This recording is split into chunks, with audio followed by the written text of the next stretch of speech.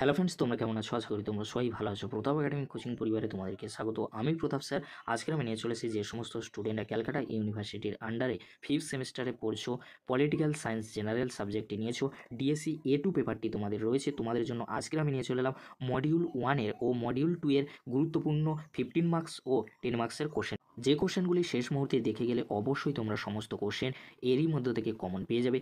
তাই তোমাদেরকে বলবো, চ্যানেলে নতুন হয়ে থাকলে চ্যানেলটি সাবস্ক্রাইব করে রাখো, পাশে থাকা বেল আইকনে প্রেস করে অল নোটিফিকেশান কিন্তু অন করে দেবে। যখনই আমি নতুন কোনো ভিডিও আপলোড করব সবার আগে তোমাদের কাছে পৌঁছে যাবে। চলো আজকে আমরা দেখে নেব পলিটিক্যাল সায়েন্সের ডিএসসি A2 পেপারে মডিউল 1-এর ও মডিউল 2-এর গুরুত্বপূর্ণ 15 মার্কস ও 10 মার্কসের কোশ্চেনগুলি। প্রথমেই আমরা দেখে নেব মডিউল 1-এ 15 মার্কসের গুরুত্বপূর্ণ কোশ্চেনগুলি। তোমরা দেখে নাও ফার্স্ট কোশ্চেন কী রয়েছে। আমরা দেখে নেব প্রচার কার্যের সংজ্ঞা দাও এবং এর প্রকৃতি ব্যাখ্যা করো। কোশ্চেনটি 15 মার্কসের জন্য খুবই গুরুত্বপূর্ণ।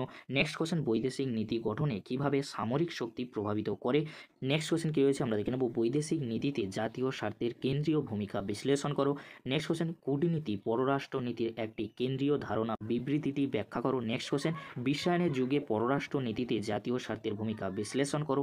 নেক্সট কোশ্চেন বিদেশ নীতি হাতিয়ার হিসাবে কূটনীতির কার্যাবলী আলোচনা করো। এই যে 15 মার্কসের জন্য 6টি কোশ্চেন আমি আলোচনা করে দিলাম, এই 6টি কোশ্চেন তোমরা ভালো করে প্র্যাকটিস করে যাও, অবশ্যই তোমরা এরই মধ্যে থেকে সমস্ত কোশ্চেন কমন পেয়ে যাবে। এবারে আমরা দেখে নেব মডিউল 1-এ 10 মার্কসের জন্য গুরুত্বপূর্ণ কোশ্চেনগুলি। ফার্স্ট কোশ্চেন কী রয়েছে। আমরা দেখে নেব পররাষ্ট্রনীতি প্রণয়নে জাতীয় স্বার্থের ভূমিকা আলোচনা করো।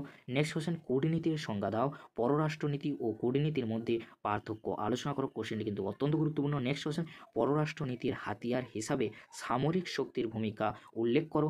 এর সাথে তোমরা যে কোশ্চেনটি দেখে রাখতে পারো সেটি হলো পররাষ্ট্রনীতির একটি মাধ্যম হিসাবে সামরিক বাহিনীর গুরুত্ব বর্ণনা করো। নেক্সট কোশ্চেন কী রয়েছে। আমরা দেখে নেব পররাষ্ট্রনীতির অভ্যন্তরীণ নির্ধারকগুলি ব্যাখ্যা করো। নেক্সট কোশ্চেন জাতীয় স্বার্থের ধারণা বিশ্লেষণ করো। নেক্সট কোশ্চেন জাতীয় স্বার্থের কয়েকটি উপায় লেখো। নেক্সট কোশ্চেন কী রয়েছে। আমরা দেখে নেব জাতীয় স্বার্থের প্রকৃতি বিশ্লেষণ করো। এই যে কোশ্চেনগুলি আমি মডিউল 1-এ আলোচনা করে দিলাম 10 মার্কসের জন্য, এগুলি তোমরা ভালো করে প্র্যাকটিস করে যাও। অবশ্যই তোমরা মডিউল 1-এ যে কোশ্চেনগুলি 10 মার্কসের জন্য আসবে সমস্ত কোশ্চেন কিন্তু এরই মধ্যে থেকে তোমরা কমন পেয়ে যাবে। এবারে আমরা দেখে নেব মডিউল 2-এ 15 মার্কসের জন্য গুরুত্বপূর্ণ কোশ্চেনগুলি। তোমরা দেখে নাও যে কোশ্চেনগুলি খুবই গুরুত্বপূর্ণ। ফার্স্ট কোশ্চেন কী রয়েছে। আমরা দেখে নেব ভারত ও নেপালের দ্বিপাক্ষিক সম্পর্ক বিষয়ে একটি নিবন্ধ লেখো। এই কোশ্চেনটি ঘুরিয়ে আসতে পারে ভারত নেপাল দ্বিপাক্ষিক সম্পর্ক আলোচনা করো। কোশ্চেনটি কিন্তু 15 মার্কসের জন্য খুবই গুরুত্বপূর্ণ। নেক্সট কোশ্চেন ভারত ও পাকিস্তানের সম্পর্কে মূল সমস্যাগুলির সংক্ষেপে আলোচনা করো। কোশ্চেনটি ঘুরিয়ে আসতে পারে ভারত পাক বিবাদের মূল ক্ষেত্রগুলি চিহ্নিত করো। নেক্সট কোশ্চেন ভারতের বিদেশ নীতির মূল নীতিগুলি বা উপাদান আলোচনা করো। নেক্সট কোশ্চেন ভারত ও বাংলাদেশের পারস্পরিক সম্পর্ক ব্যাখ্যা করো।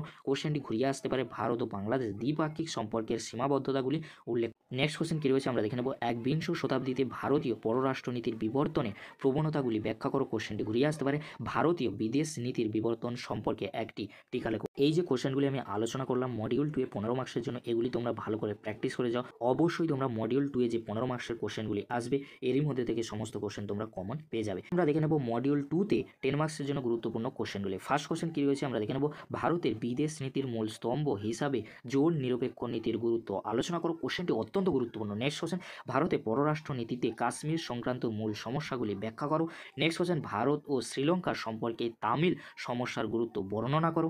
নেক্সট কোশ্চেন ভারতের বিদেশ নীতির কয়েকটি লক্ষ্য উল্লেখ করো। এই যে কোশ্চেনগুলি আজকের আমি আলোচনা করে দিলাম মডিউল 1 ও মডিউল 2-তে, এই কোশ্চেনগুলি তোমরা ভালো করে প্র্যাকটিস করে যাও। অবশ্যই তোমাদের 15 মার্কস ও 10 মার্কসের যে কোশ্চেনগুলি ডিএসসি A2 পেপারে তোমাদের আসবে তোমরা এরই মধ্যে থেকে সমস্ত কোশ্চেন কমন পেয়ে যাবে। তোমাদেরকে বলবো অবশ্যই তোমরা এই কোশ্চেনগুলি ভালো করে শেষ মুহূর্তে প্র্যাকটিস করে নাও, অবশ্যই তোমরা ভালো রেজাল্ট করতে পারবে। আশা করি এই ভিডিওটি দেখে তোমাদের খুব উপকৃত হবে। যদি ভিডিওটি ভালো লেগে থাকে লাইক কমেন্ট শেয়ার ও সাবস্ক্রাইব করতে ভুলবে না। এরকম একটি গুরুত্বপূর্ণ ভিডিও অবশ্যই বন্ধুদের মাঝে বেশি বেশি করে শেয়ার করে দেবো। আজকের এই পর্যন্ত, পরবর্তীতে তোমাদের জন্য খুব তাড়াতাড়ি 6th সেমিস্টারের ভিডিও নিয়ে হাজির হব। ভিডিওটি দেখার জন্য তোমাদেরকে অসংখ্য ধন্যবাদ।